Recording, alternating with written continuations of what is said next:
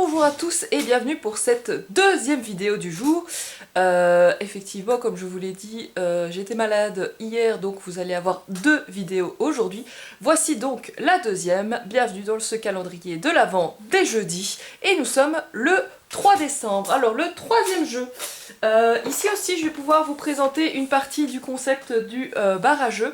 Ici, c'est un jeu qu'on m'a offert dans le cadre du BGF parce que j'étais sensible à la cause. Je vais vous le montrer et je vais vous expliquer après. Donc ici, c'est le Dixit Access Plus. Dans le bar à jeu, en fait, vous allez pouvoir retrouver des jeux qui sont accessibles pour différents types de handicaps. Pour aussi les déficients visuels, j'espère. Je ne les ai pas encore récupérés pour l'instant dans ma gamme accessible. Je n'ai que les jeux Access Plus, mais j'aimerais beaucoup en avoir d'autres. Et en fait, j'aimerais bien avoir toute une proposition pour la pédagogie, pour les maisons médicales, pour les logopèdes, etc. Parce que c'est quelque chose qui me tient à cœur d'essayer d'avoir cette armoire qui soit ouverte au plus de gens possible. Donc voilà, ça va faire partie de cette proposition-là. D'ailleurs, n'hésitez pas si vous connaissez des jeux qui sont accessibles ou qui sont sympas pour des publics qui ont par exemple des troubles de l'attention et de ce genre de choses. J'aimerais vraiment beaucoup pouvoir en proposer. Je vais essayer aussi d'avoir le plus possible de jeux accessibles, notamment aux daltoniens. Enfin, vous voyez un petit peu l'idée, c'est l'idée que vraiment tout le monde puisse jouer autour de la table, des plus jeunes aux plus âgés, et voilà, selon les besoins de chacun. Donc, je disais, ce jeu m'a été offert au BGF. En fait, je suis allée expliquer cette idée d'armoire accessible au stand Access Plus. Et la dame m'a très gentiment offert les jeux qu'elle a utilisés pendant le salon. Donc j'ai 4 éditions de démo ici des jeux Access Plus, donc j'ai toute la gamme. Donc je remercie infiniment cette dame de m'avoir offert ces jeux. Ici, donc je vais vous présenter le Dixit Universe. Pourquoi celui-là particulièrement ? Parce que je sais que Dixit a généralement des illustrations très sympas, parce que c'est un jeu qu'on peut détourner très facilement, le Dixit, pour faire toutes sortes d'activités, que ce soit pour les troubles de l'attention, pour faire des trucs en groupe. Enfin, Dixit, c'est un jeu que beaucoup de gens ont détourné pour différents usages, et donc je trouvais que c'était celui qui était le mieux à présenter. Est-ce que j'ai la gamme dansée à l'intérieur ? Je vous ferai le tour de la gamme juste après, parce que je sais qu'il y en a 4, mais je sais plus par cœur les 4, j'en ai que 1 ou 2 en tête. Donc je vous dirai ça à l'intérieur. Donc Dixit Universe Access Plus, c'est un jeu toujours de Jean-Louis Roubira et Gérald Catio. Pour ce qui est des illustrateurs, je vous le dirai à l'intérieur aussi, parce que c'est dans le manuel de règles, et il y en a 4 je pense. Ça se joue de 1 à 4 joueurs pendant une vingtaine de minutes pour les 8 ans et plus.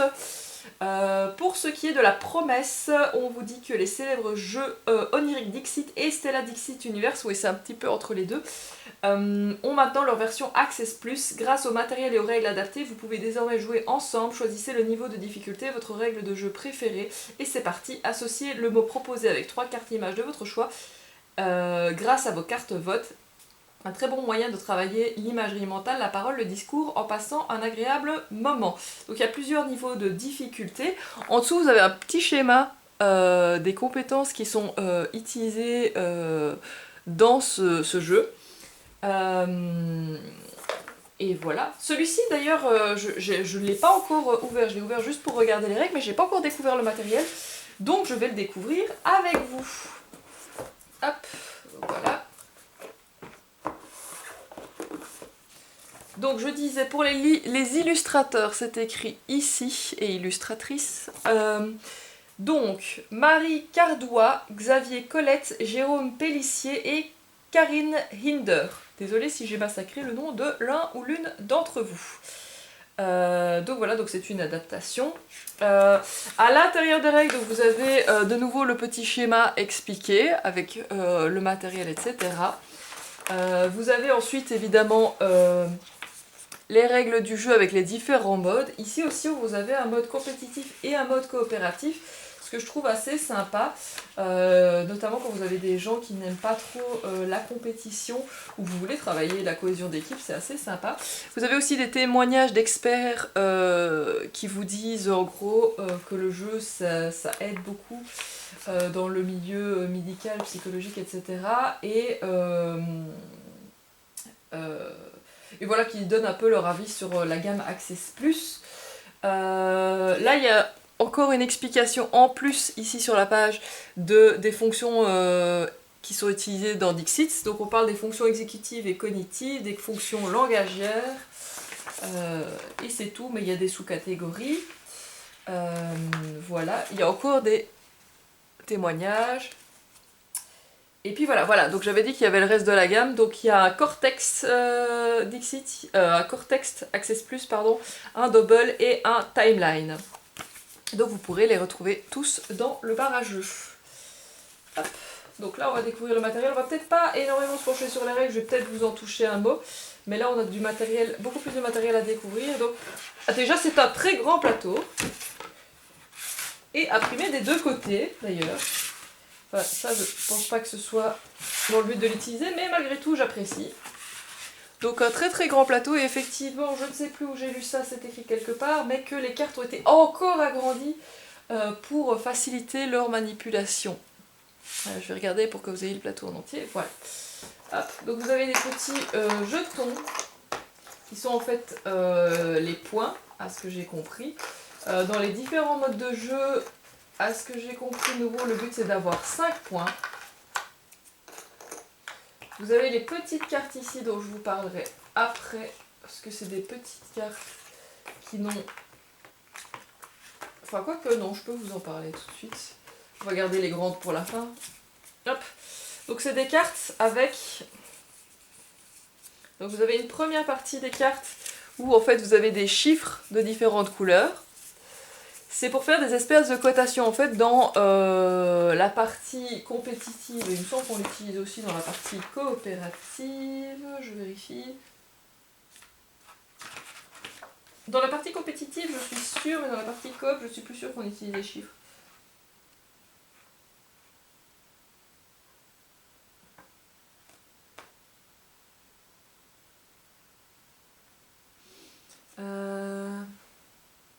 Oui, si, on l'utilise dans les deux. Donc l'idée en fait c'est que ces petites cartes vont vous permettre de dire, tiens, parmi les images ici que je vous montrerai évidemment après, je pense que ceci, ça je vais vous montrer aussi, la 1 représente le mieux la situation dont on est en train de parler. Donc je vais mettre devant moi la carte numéro 1, ce qui fait que mes adversaires ne savent pas ce que j'ai mis. Et après en fait on va comparer, voir si les adversaires ont eux aussi mis le 1. Si oui, bah tant mieux, sinon bah tant pis. Et donc voilà, et donc vous allez comparer.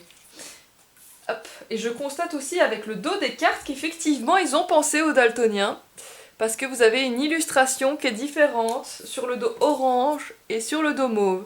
Donc ça on apprécie, c'est très sympa. Après, j'en attendais pas moins pour un jeu accessible, mais c'est vrai que je me suis pas fait la réflexion à la base, parce que je ne suis pas daltonienne.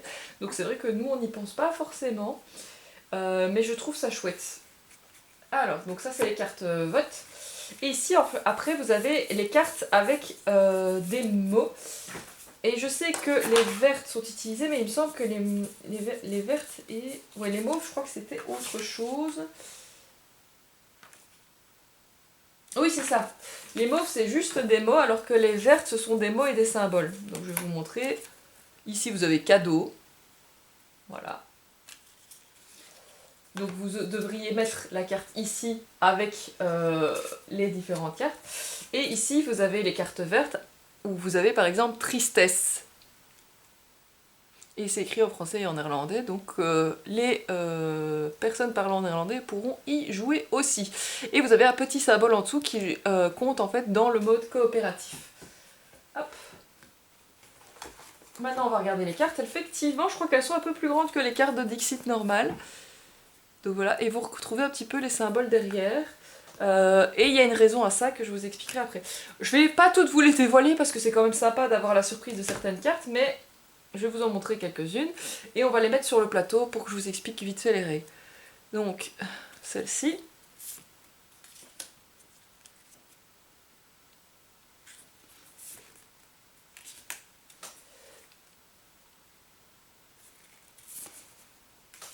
Alors je sais pas si c'est moi, parce que je suis pas une grande joueuse de Dixit, mais j'ai l'impression que les cartes aussi sont peut-être un peu moins chargées que les cartes de Dixit classiques.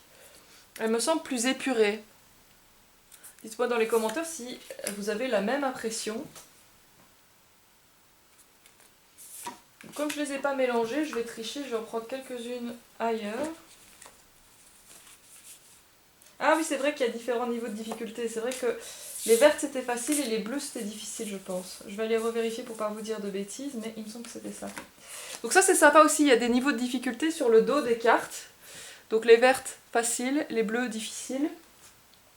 Donc je vais quand même rester dans la gamme bleue. Ah, je vais garder quand même le renard parce que je le trouve joli le renard. Et bon, en vrai j'aurais pas mélangé mais c'était sympa. Voilà, je vous laisserai découvrir les autres dans le bar à jeu, ou si vous achetez le jeu évidemment par vous-même.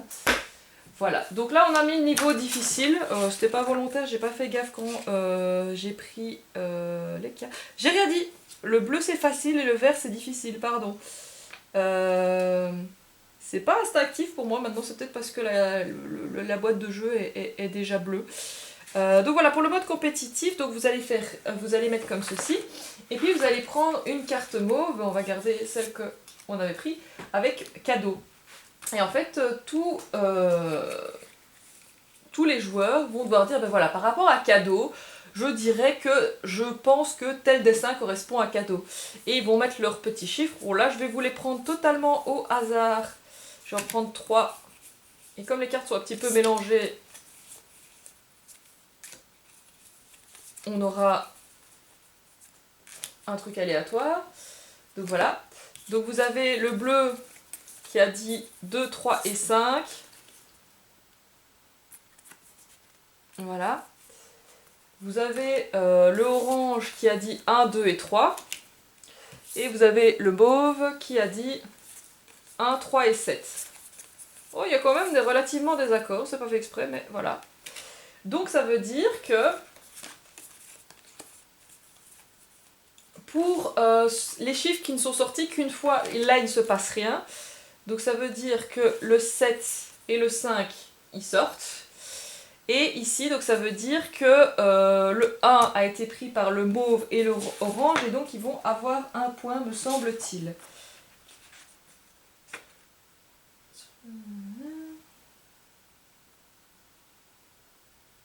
Oui, c'est ça. Chacun des joueurs va gagner un jeton victoire. Donc ça veut dire que l'orange va en gagner un. Et le mauve aussi. Et là, comme... en fait, l'orange va avoir 3 points parce qu'il a fait carton plein. Hop. Et le mauve va avoir 2. Et le bleu va avoir 2. En gros, c'est ça. Et je pense pas que si vous êtes d'accord avec 2 autres joueurs, vous avez plus de points.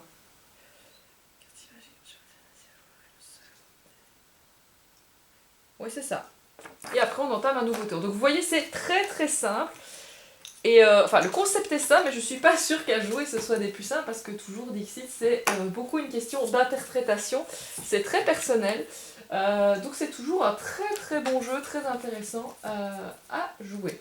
Donc ça c'était pour la partie compétitive. Pour la partie coopérative, vous allez le faire mais cette fois-ci avec les cartes vertes. On va reprendre la carte tristesse. Et ce qui va se passer, c'est que là, tous ensemble, ils vont voter pour les cartes qu'ils pensent correspondre. Je vérifie que je dis pas de bêtises parce que je viens à peine de lire les règles.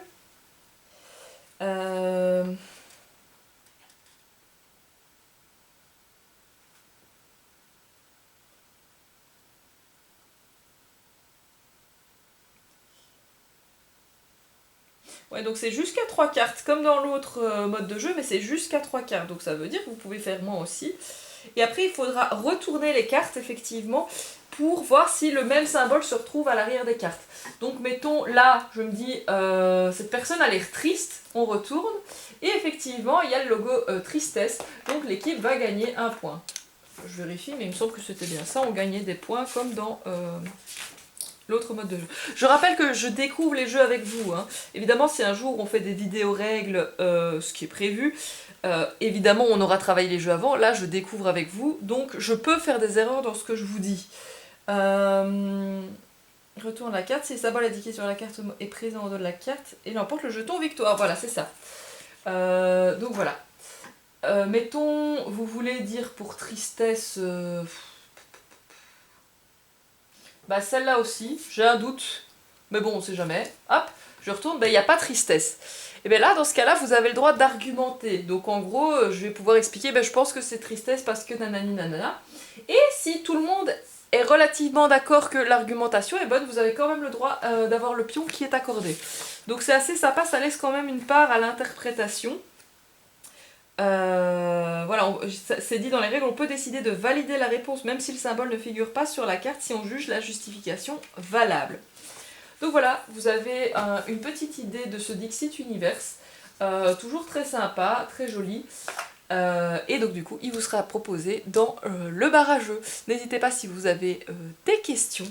Et je me réjouis de vous retrouver demain pour la suite de ce calendrier de l'Avent. Et bientôt au jeudi. Une bonne soirée et à demain!